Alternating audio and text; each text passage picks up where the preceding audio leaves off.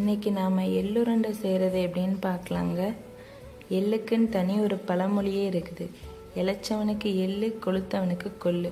இளைச்சவனுக்கு இந்த எள்ளு கொடுத்தா உடம்பு ரொம்ப பலம் பெறும். எலும்பு வளர்ச்சிக்கும் அதிகப்படியான சக்தி இருக்குதுங்க இந்த எள்ளில். சுகர், ப்ரெஷர் பேஷண்ட் எல்லாருக்குமே இது ஒரு சிறந்த உணவு.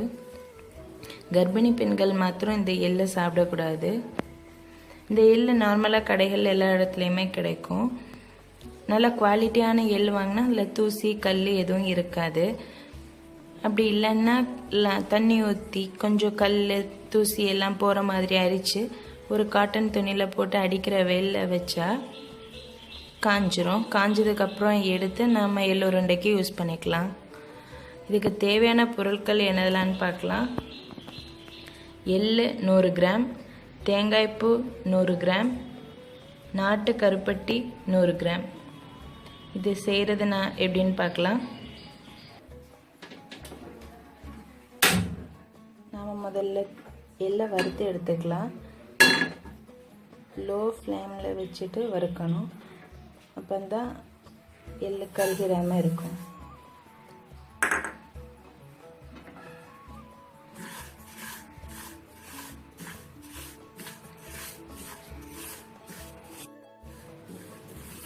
எல்லாம் நல்லா முறுமுறுன்னு வறுத்து எடுத்துக்கணும்.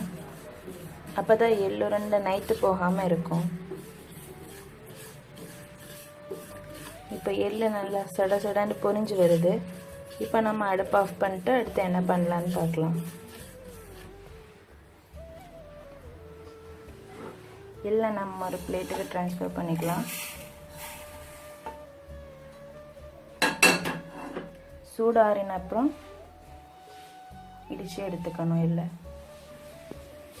நான் உங்களுக்கு இந்த கல்லுரலில் இடித்து காட்ட போகிறேன். மிக்சியில் திரிக்கலை. இந்த உரலில் இடிக்கும் போது இன்னும் டேஸ்ட் ரொம்ப அதிகமாகும். முதல்ல இந்த எள்ளை போட்டுக்கலாம்.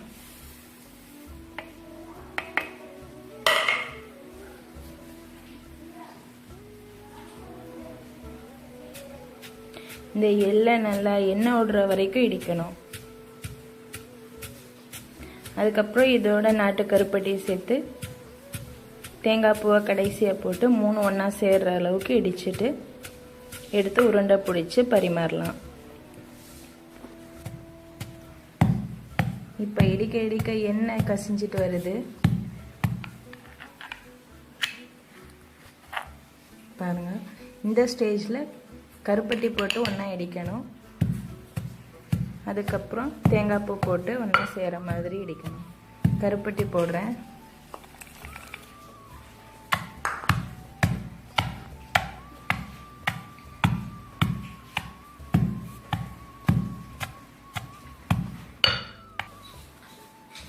இப்போ கருப்பட்டி நல்லா சேர்ந்துட்டு தேங்காய் பூவையும் ஒன்றா போட்டு நல்லா இடிக்கணும்.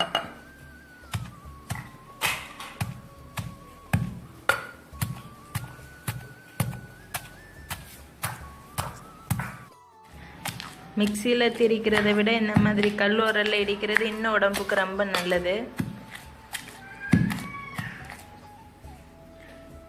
இதோ சுவையான எள்ளுருண்டை ரெடி ஆயிட்டுங்க.